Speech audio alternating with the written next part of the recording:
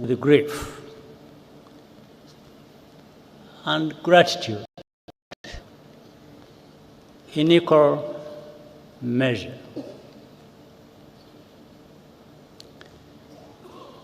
We remember our dead and are also grateful for what Rwanda has become. To the survivors among us,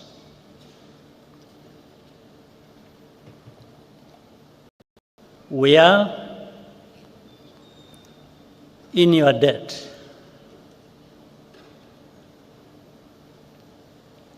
We asked you to do the impossible by carrying the burden of reconciliation on your shoulders, and you continue to do so, continue to do the impossible for our nation every single day, and we thank you.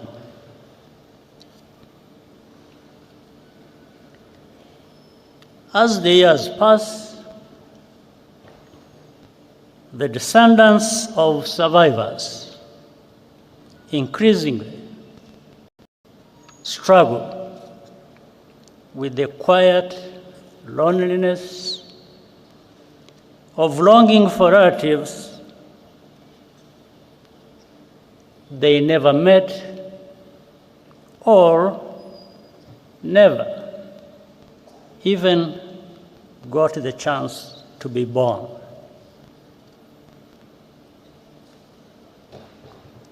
Today,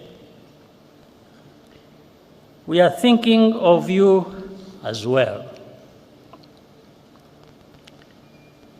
Our tears flow inward, but we carry on as a family. Countless Rwandans also resisted the call to genocide. Some paid the ultimate price for that courage, and we honor their memory. Our journey has been long and tough. Rwanda was completely humbled by the magnitude of our loss, and the lessons we learned are engraved in blood.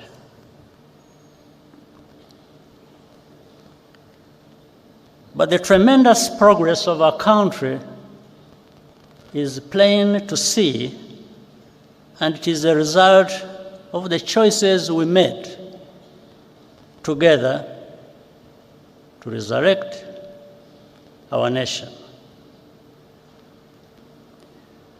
The foundation of everything is unity.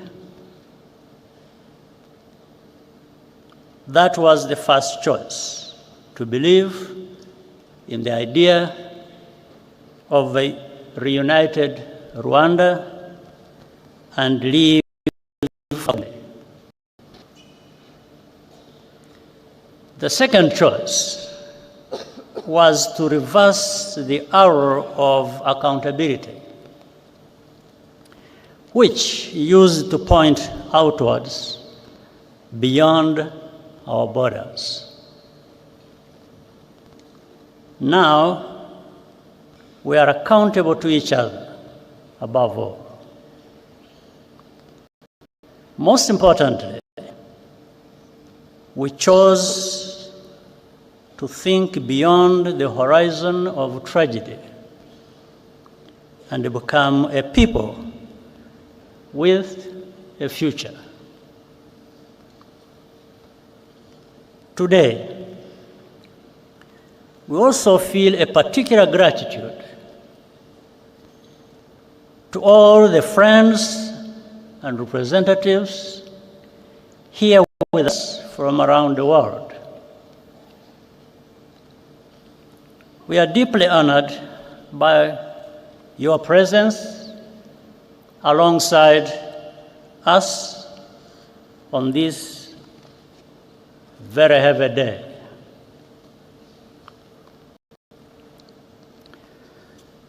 The contributions you have made to Rwanda's rebirth are enormous and have helped us to stand where we are. I want to recognize a few while also asking for forgiveness for not being able to mention all who deserve it. For example, Uganda, which carried the burden of Rwanda's internal problems for so many years and was even blamed for that. The leadership and the people of Ethiopia and Eritrea helped us in starting at that time. In fact, Prime Minister Abiy Ahmed, who is here, even served as a young peacekeeper in the immediate aftermath of the genocide. There is Kenya, Burundi, the Democratic Republic of Congo hosted large numbers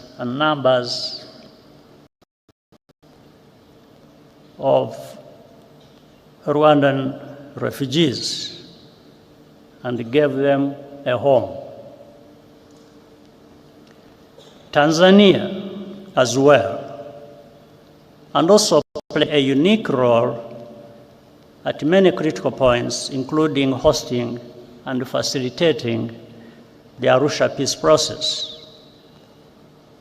And here, I must single out the late President Julius Nyerere, who embodied the spirit which laid that foundation.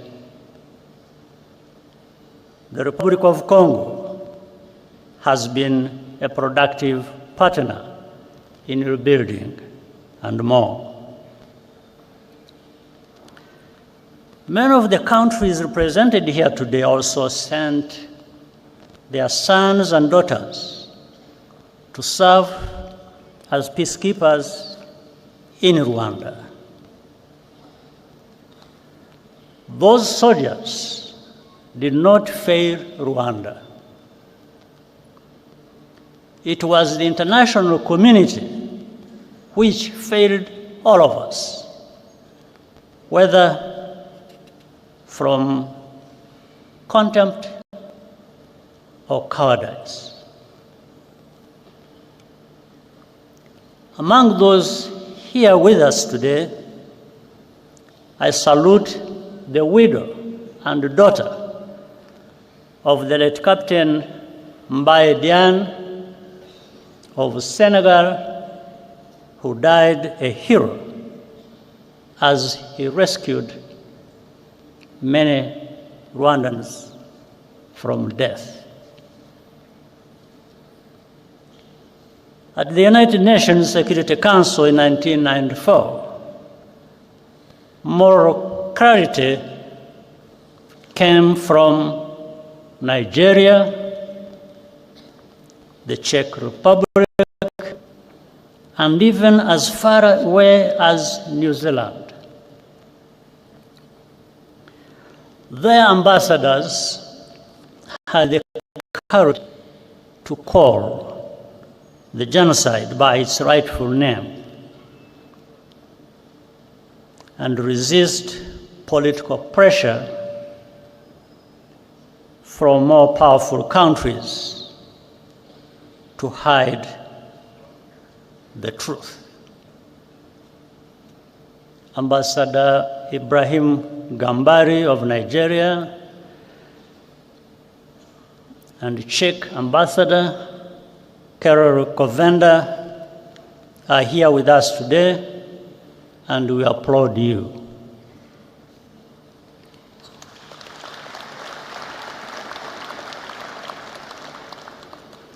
Even in countries where government policy was on the wrong side of history,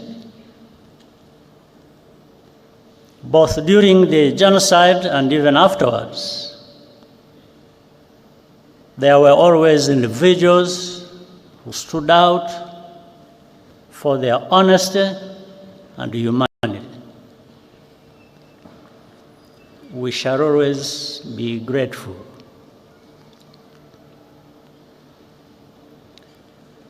We also appreciate the tangible support we have received from partners beyond our continent over the past 30 years.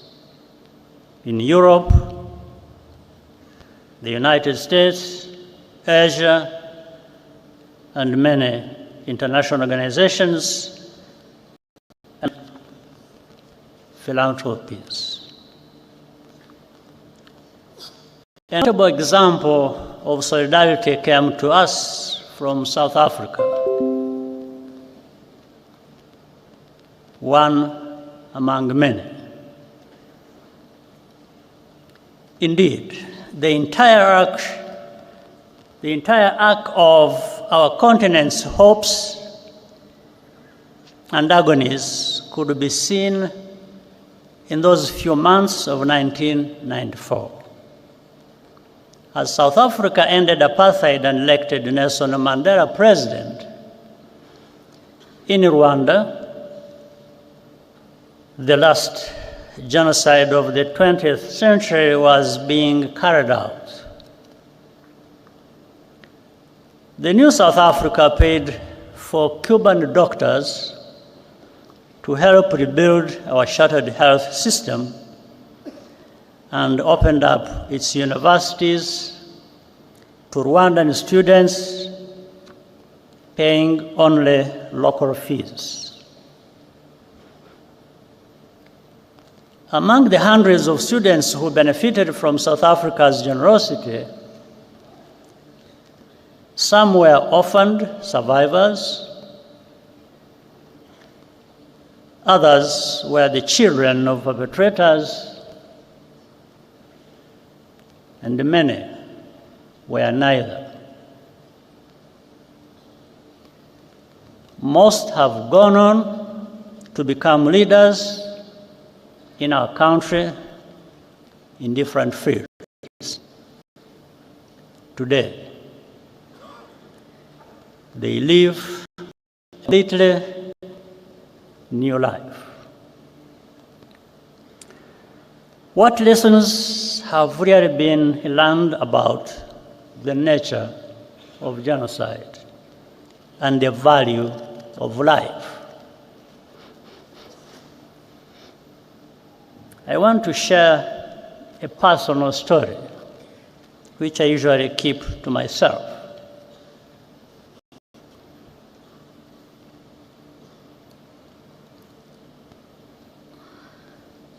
My cousin, in fact, a sister, Florence,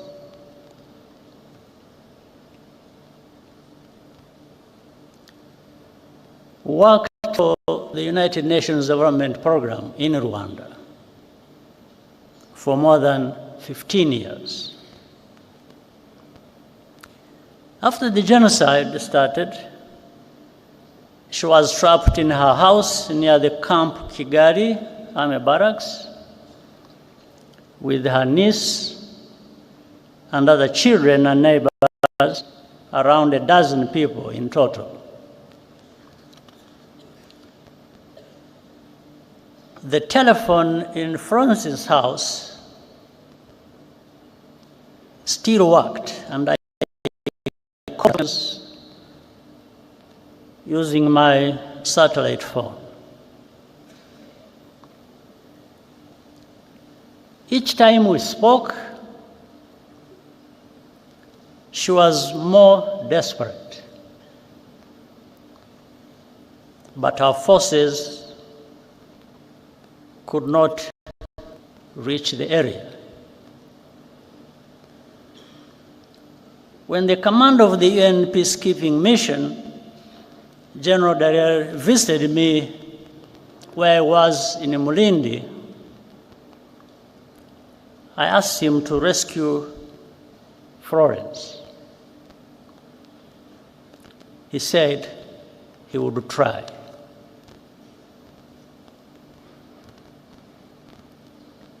The last time I talked to her, I asked her if anyone had come. She said no, and started crying.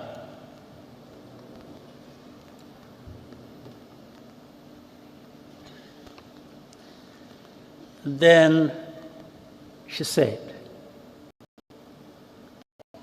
Paul,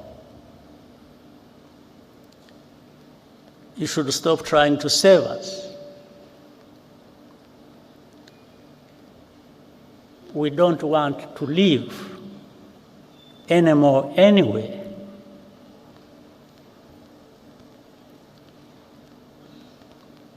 I quickly understood what she was saying. And she hung up.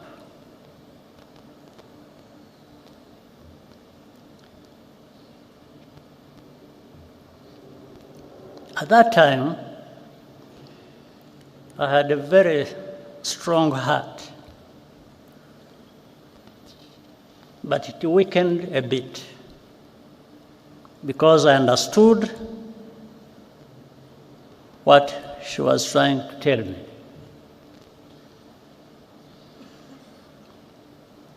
On the morning of May 16th, following a month of torture, they were all killed, except for one niece who managed to escape, and thanks to a good neighbor. It later emerged that a Rwandan working at the UNDP betrayed his Tutsi colleagues to the killers. Witnesses remember him celebrating Florence's murder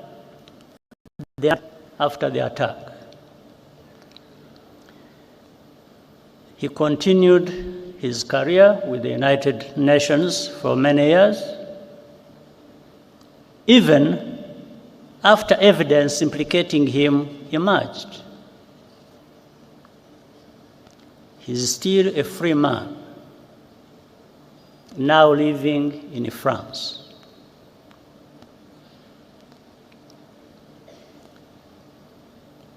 I asked General Dallaire what happened. He said that his soldiers encountered a militia roadblock near us, and so they turned back just like that. Meanwhile, he conveyed to me an order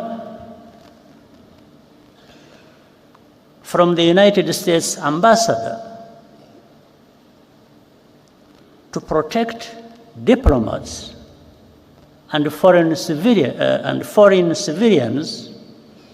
evacuating from or by road to Burundi from attack by the militias. These two things happened at the same time. I do not need to be instructed to do something that goes without saying. That's what I was going to do.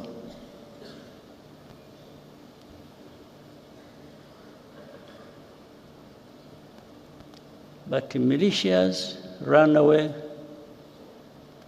or rather peacekeepers ran away from militias,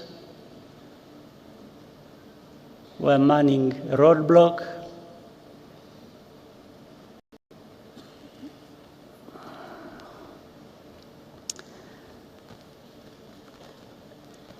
I do not blame General Dallaire. He's a good man who did the best that could be done in the worst conditions imaginable, and who has consistently borne witness to the truth despite the personal cost. Nevertheless, in the contrast between the two cases, I took note of the value that is attached to different shades of life. In 1994, all Tutsi were supposed to be completely exterminated once and for all, because the killings that cost me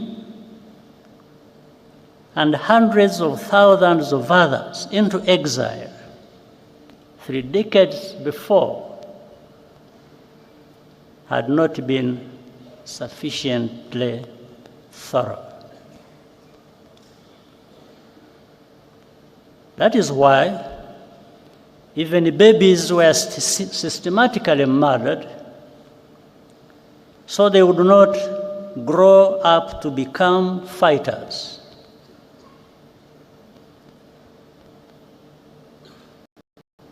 Rwandans will never understand why any country would remain intentionally vague about who was targeted in the genocide. I don't understand it. Such ambiguity is in fact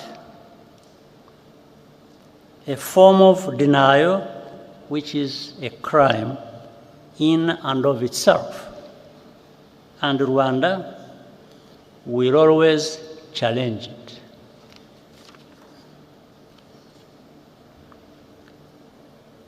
When the genocidal forces fled to Zaire, now the Democratic Republic of Congo, in July 1994,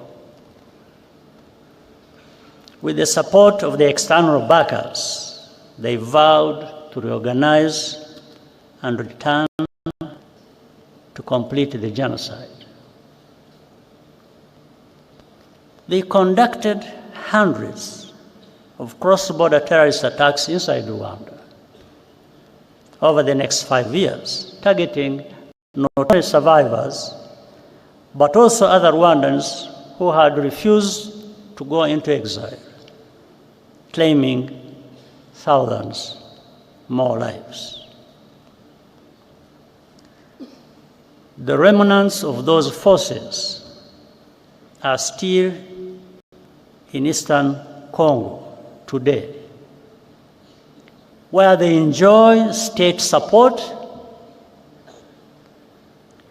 in full view of the United Nations peacekeepers,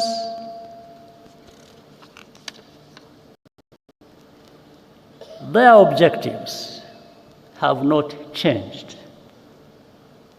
And the only reason this group today known as FDLR has not been disbanded is because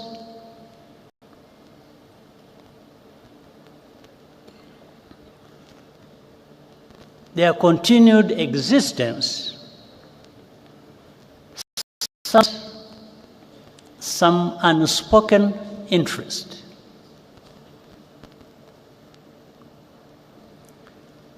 As a result, hundreds of thousands of Congolese Tutsi refugees live here in our country, in Rwanda, and beyond, completely forgotten, and no program of action for their safe return. Have we really learned any lessons?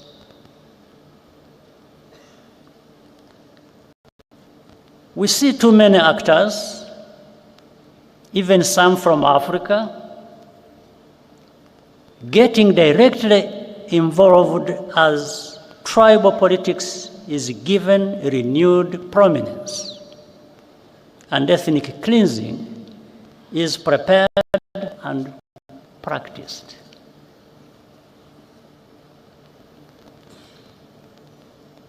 What has happened to us? Is this the Africa we want to live in? Is this the kind of world we want?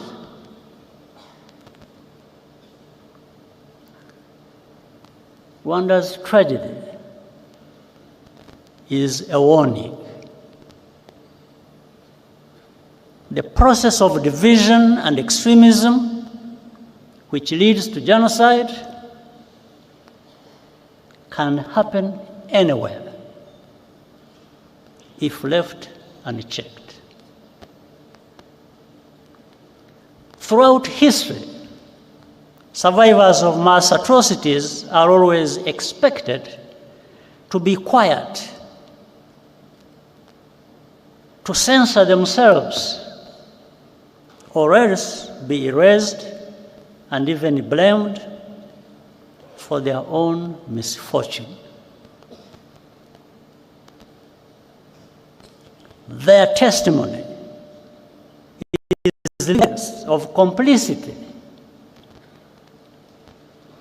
and it unsettles the fictions which comfort the enablers and the bystanders.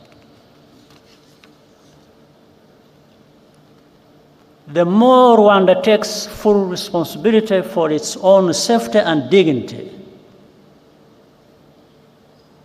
the more intensely the established truth about the genocide is questioned and revised. Over time, in the media controlled by the powerful in the world, in this world,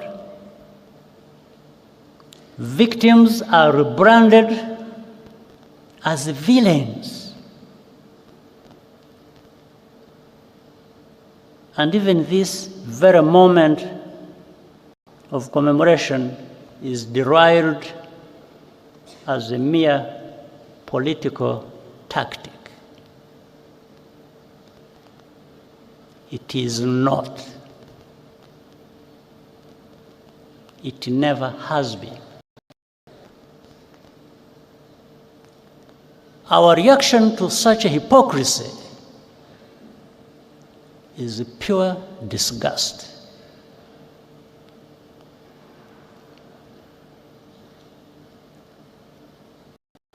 We commemorate because those lives mattered to us. Rwandans cannot afford to be indifferent to root causes of genocide. We will always pay maximum attention, even if we are alone.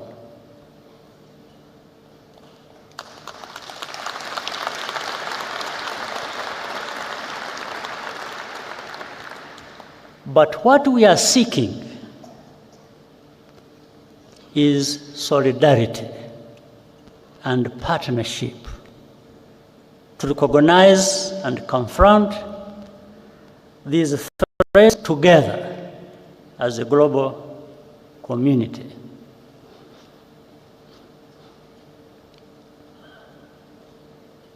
I'll tell you another story.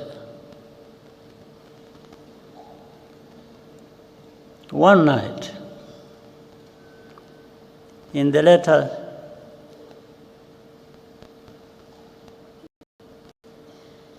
days of the genocide,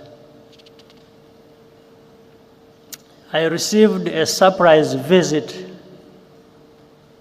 past midnight from General Dallaire.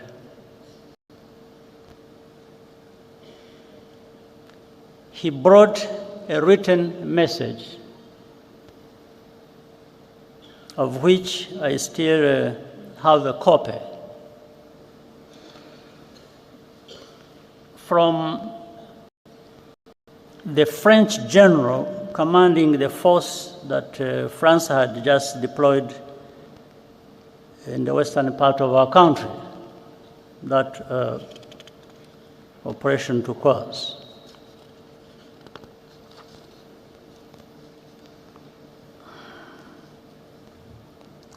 The message said that we would pay a heavy price, meaning those of us, the RPF, if our forces dared to try to capture the town of Utari, that is in southern part of our country. So, and General Dallaire gave me additional advice. In fact, he warned me. He said that the French had attacked helicopters and all kinds of arms.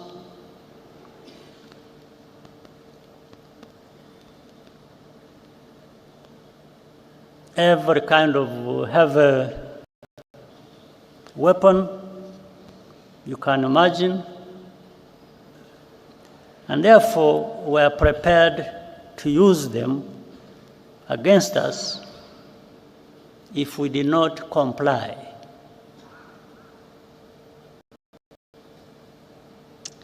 I asked Dallaire, I asked him whether French soldiers bleed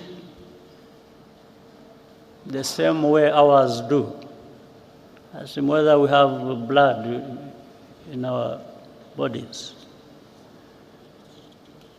Then I thanked him and told him that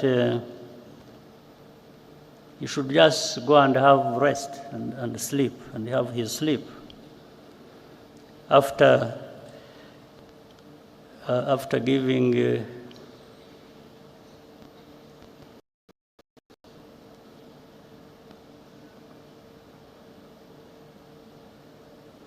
after informing the French that our response would follow. And it did.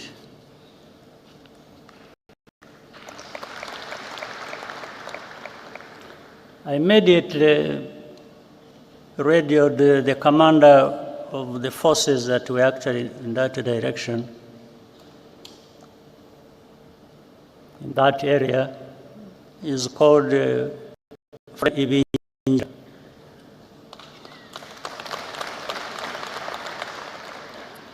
And told him to get ready to move and move to fight. We took Utari, which we were being warned not to enter. We took that town at dawn.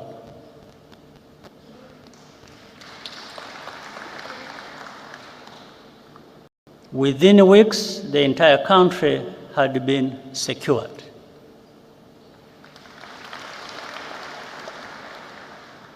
And we began rebuilding. We did not have the kind of arms that were being used to threaten us. But I reminded some people that this is our land, this is our country. Those who bleed will bleed over it.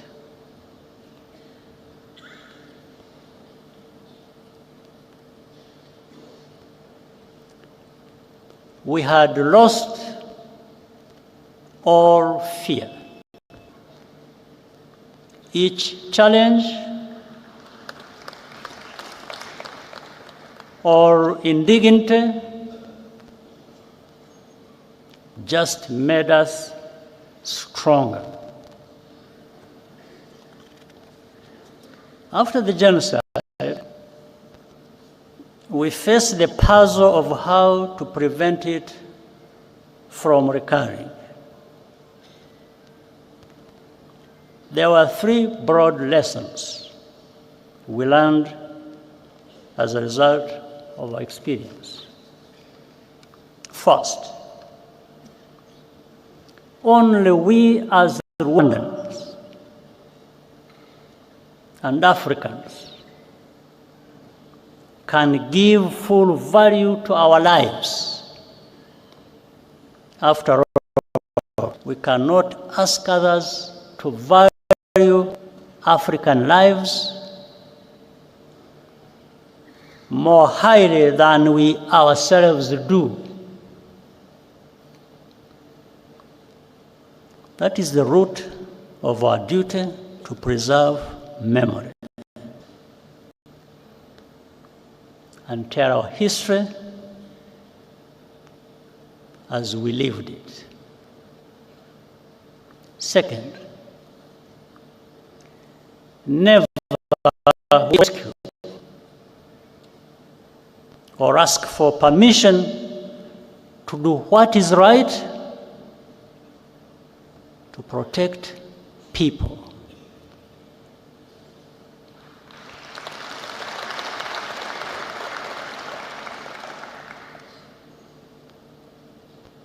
And that's why some people must be joking when they threaten us with all kinds of things and they don't know what they're talking about.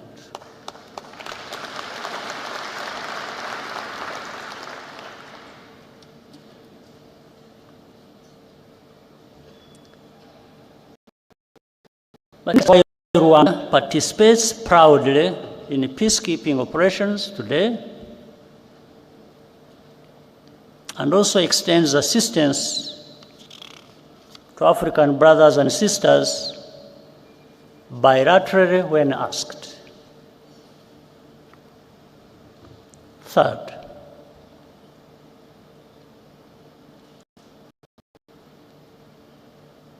stand firm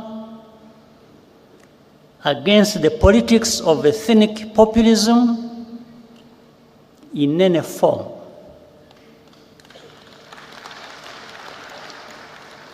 Genocide is populism in its purified form, because the causes are political.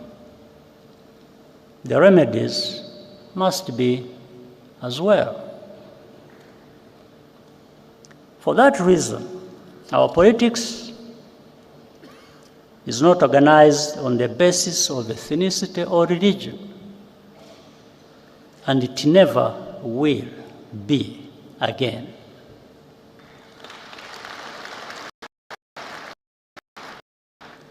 The life of my generation has been a recurring cycle of genocidal violence in 30-year intervals. In the early 1960s to 1994, to the signs we see in our region today in 2024. Only a new generation of young people have the ability to renew and redeem a nation after genocide. our job was to provide the space and the tools for them to break the cycle. And they have. What gives us hope and confidence are the children we saw in the performance area, or the youth who created the tradition of Walk to Remember that will occur later today. Nearly 3/4 of Rwandans today are under age 35. They either have no memory of the genocide or were not yet born. Final moments, she left us a lesson that even every African should live by. Every African should live by this lesson. When asked by the killers how she wanted to die,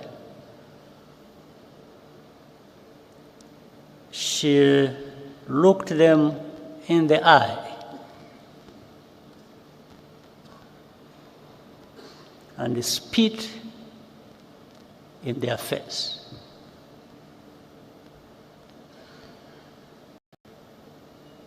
Today, because of the accident of survival, our only choice is what life we want to live.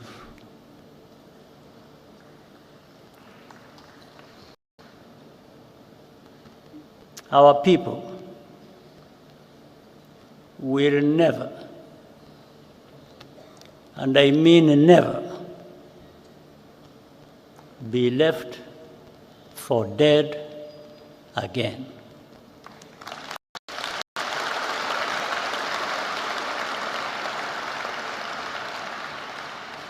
I thank you.